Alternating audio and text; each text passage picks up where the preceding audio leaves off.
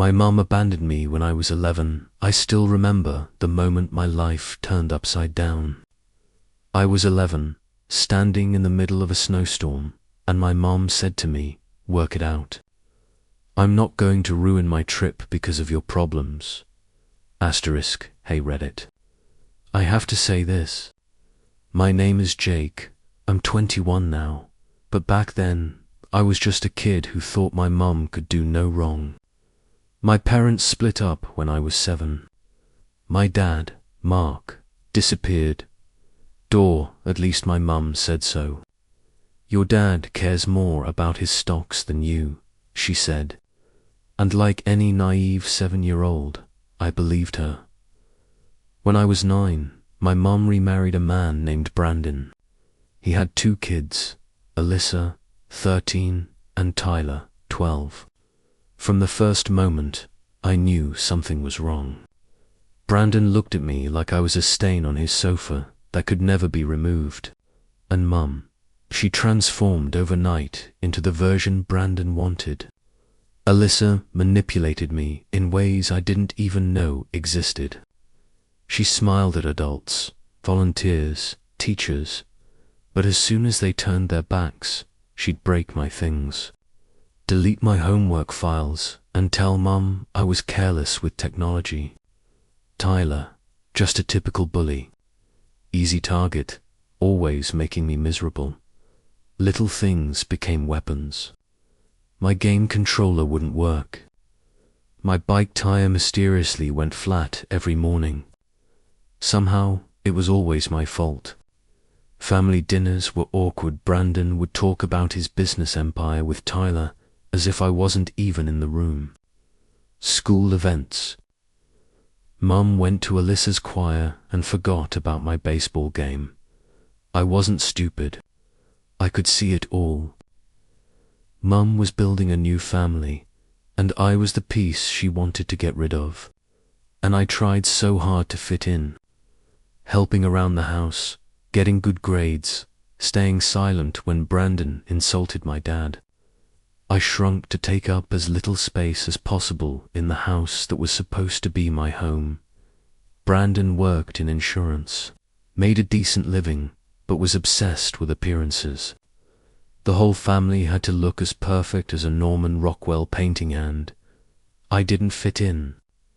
My mum quit her nursing job because he wanted her to focus on family, which meant being available to him 24/7.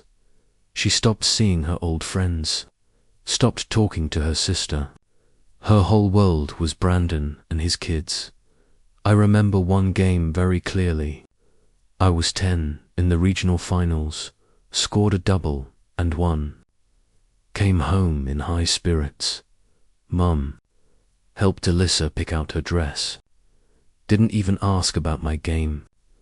Brandon's voice chimed in, "It's not all about you, kid. Learn to appreciate others." That's when I started to rack up the slack. Every broken promise, every insult, every moment I felt left out. Then the big moment came, the ski trip Brandon had been bragging about for months. Mum bought me a winter coat from Goodwill. I held out cautious hope. Maybe this trip would be different. I should have expected it. We crammed into Brandon's SUV at 5 a.m. It started snowing. The ice crackled. After 90 minutes, we pulled into a rest stop in Wyoming.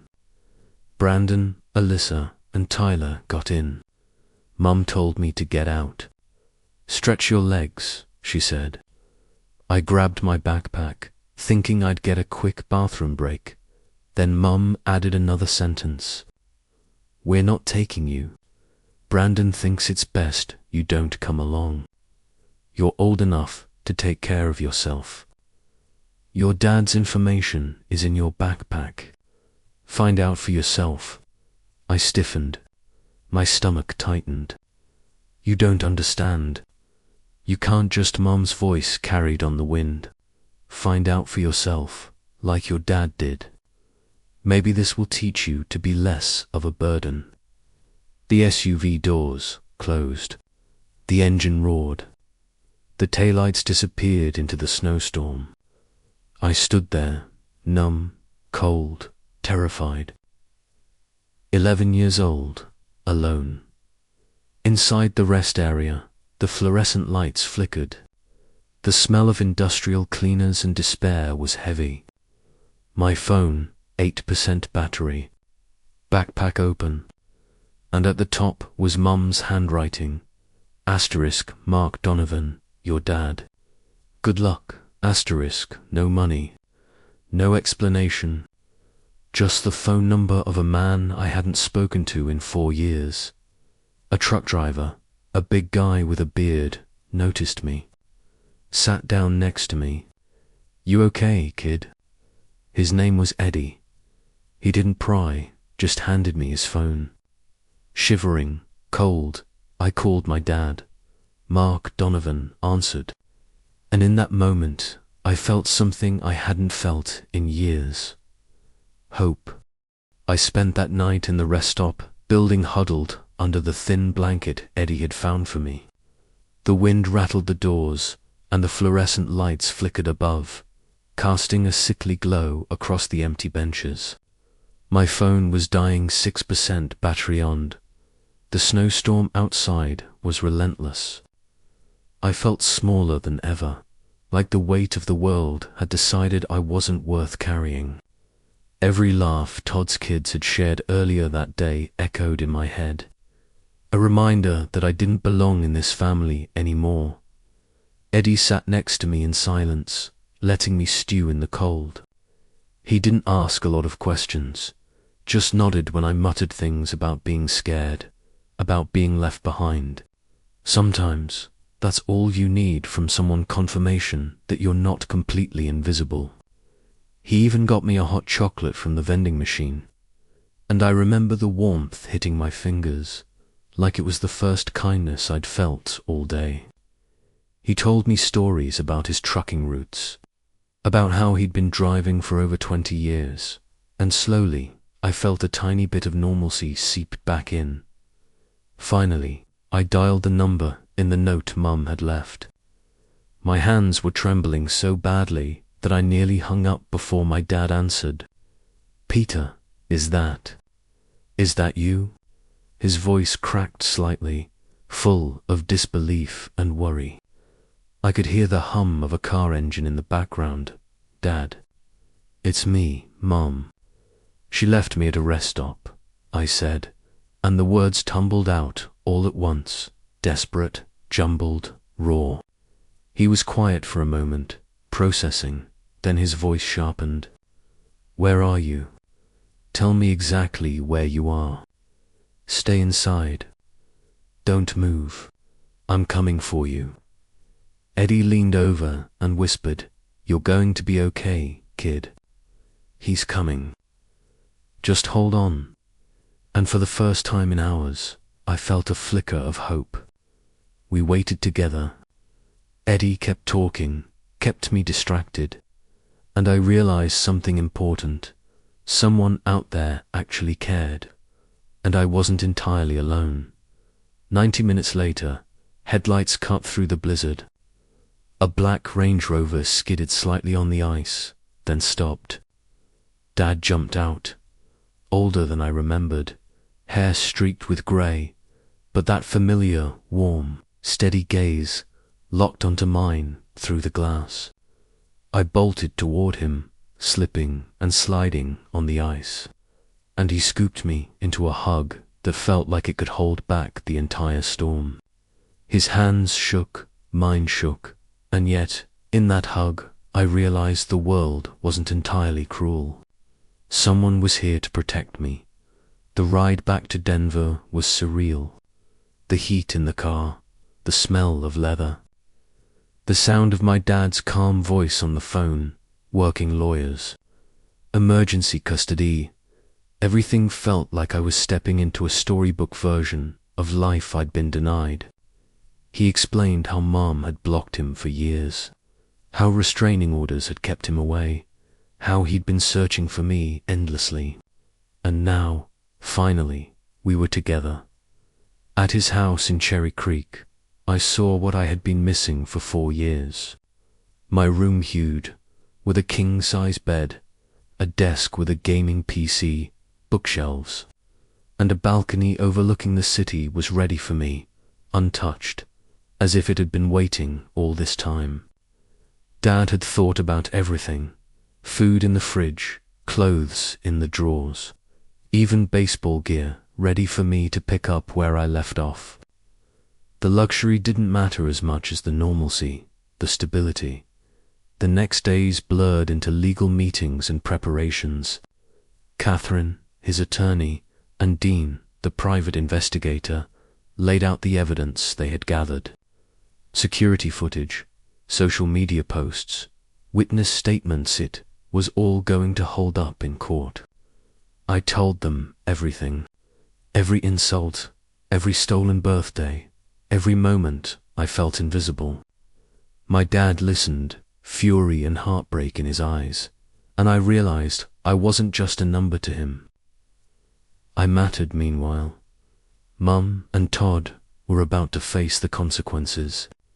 Todd's manipulations, his history of driving partners and kids away, the fraud with my child support, it was all coming to light. Dad made it clear I was safe now, and anyone who had threatened me would be held accountable. I felt a quiet satisfaction, not in revenge, but in knowing justice was finally catching up. For the first time, I felt free. I could breathe without fear, without the constant anxiety of disappointing a family that had never wanted me. Baseball became my sanctuary again, and Dad was there for every game, every practice. My grades improved, my confidence soared, and slowly, I started to feel like a kid again, like I had a future worth fighting for. It was in those quiet moments, after the storm had passed, that I realized something crucial. Abandonment doesn't have to define you, and sometimes, even when it feels like the world has turned its back, there's someone out there ready to step in, steady and unwavering. For me, that someone was Dad, and as the snow melted and life returned to a rhythm, I made a silent promise. I would never let anyone treat me like I was disposable again. The courtroom smelled of polished wood and tension. I had never felt so small and so important at the same time. Mum sat on one side, stiff and distant, her arms crossed, while Todd shifted uncomfortably beside her. My dad, calm but steely, sat on the other side with Catherine and Dean, documents stacked neatly in front of him. For the first time, I felt the balance of power shift, and it felt electric. Catherine laid out the case methodically: years of neglect, emotional manipulation, and the recent abandonment at the rest stop. Todd's attempts to interfere, his financial deceptions, even the small lies about my schooling, every detail was documented. I watched Mum's expression flicker between defiance and panic. She tried to speak, tried to twist the story, but Dean had already presented evidence that contradicted every word. Security footage from the rest stop, text messages she'd forgotten to delete, witness statements from neighbors, it was all there. When my dad stood to testify, his voice was steady but filled with quiet fire. Peter is my son. He has always been my priority, and I will not allow anyone to jeopardize his safety or his future. You left him, abandoned him, and lied to him for years. That stops today. I felt a lump in my throat as I watched him. All those nights of being invisible, of wondering if anyone cared, here he was, standing for me, unflinching. For the first time, I didn't feel like a victim. I felt protected. The judge's gavel came down with a firmness that resonated in my chest. Custody was granted to Dad immediately. Mum was ordered to stay away, supervised visits only if she could prove she was willing to change, and Todd was given a strict warning about any interference. I heard the words and felt a weight lift off my shoulders. Freedom wasn't just a dream anymore. It was real. Outside the courthouse, Dad wrapped his arms around me, and I finally let myself cry. The snow had returned in soft flurries, like the world was washing itself clean. "You're home," he whispered, and for the first time in 4 years, I believed it. Life after the court case was still an adjustment, but it was a good kind of chaos. Dad made sure I had everything I needed: therapy, tutoring, baseball practice, and a room that finally felt like mine. We spent weekends exploring Denver, hiking trails, visiting museums. Every small moment was a reclaiming of the childhood I had almost lost. Then came the confrontation I had dreaded and anticipated, the moment Mum would try to explain herself. She called one evening, her voice brittle, strained. "Peter, I know I messed up. I took a deep breath, feeling the anger I had held for so long rise to the surface. "Mum, you left me. You lied to me.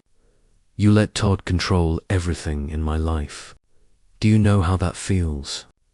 There was silence on the other end, then a quiet apology. It wasn't enough to erase the years, but it was acknowledgement. "I know. I can't undo it, but I'm trying to make it right," I told her calmly. "Trying doesn't fix what you broke. I'm rebuilding my life now, and I won't let anyone hurt me again. That includes you." And just like that, I felt a sense of closure. I could care for her from a distance, but my life, my happiness, would no longer be dictated by her mistakes. Baseball became my refuge. Dad and I practiced every day. My skills improved rapidly, and with each hit, each catch, each sprint across the field, I reclaimed a piece of myself that had been buried under neglect and fear. Friends, once impossible to trust, began to enter my life. Eddie even visited a few times, sharing stories and laughter that reminded me the world wasn't entirely cruel. The final piece of the puzzle fell into place one sunny afternoon. Dad and I sat on the balcony of our apartment, looking over the city, baseball gloves in hand. "You know, Peter," he said, "life will always throw storms at you, but it's how you weather them that defines you." I smiled, feeling the wind in my hair, the sun warming my face. "I get it now. I'm not invisible anymore, and I won't be."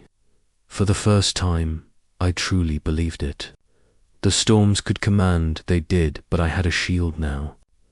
Not just Dad, not just the law, but my own strength, my own courage. The boy who had been abandoned was gone. The boy who had survived, who had fought, who had reclaimed his life, that boy was finally free. The city lights of Denver sparkled like a constellation below us as Dad and I walked home from the baseball field. Seasons had changed, and with them, I had changed too.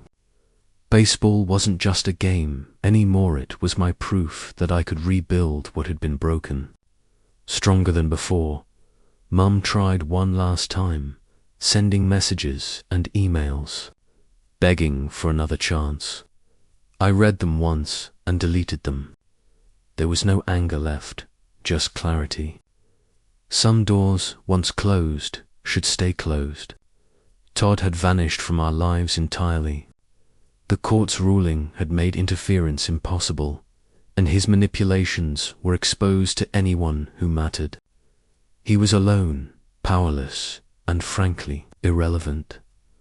Then came the moment I had been waiting for, my first real championship game. The bleachers were packed with classmates, neighbors, and Dad's friends. He sat in the front row, his usual calm, supportive self, watching me like a hawk. The whistle blew, and the game began. Every hit, every catch, every sprint felt like reclaiming not just the field but my life. When I scored the final winning run, the crowd erupted. I looked up at Dad, and for the first time in years, I saw pure pride reflected in his eyes. Not pity, not worry, pride. Later that night, as we celebrated at home, Dad clinked his glass to mine. "To Peter," he said, "the boy who refused to be defeated." I laughed, but it was more than laughter. It was triumph. I had survived betrayal, abandonment, and lies. I had faced my fears, stood up to the people who tried to control my life, and emerged stronger. My scars were still there. But they weren't weaknesses, they were proof of survival. And then came a quiet moment on the balcony. I breathed in the night air, city lights twinkling below, feeling a sense of peace I had never known. Life had tried to break me, but it had failed. I wasn't just free, I was unstoppable. The boy who had been abandoned, gone. The boy who had fought, who had survived, who had reclaimed his life. Standing here, victorious, unshakable, and finally, completely free.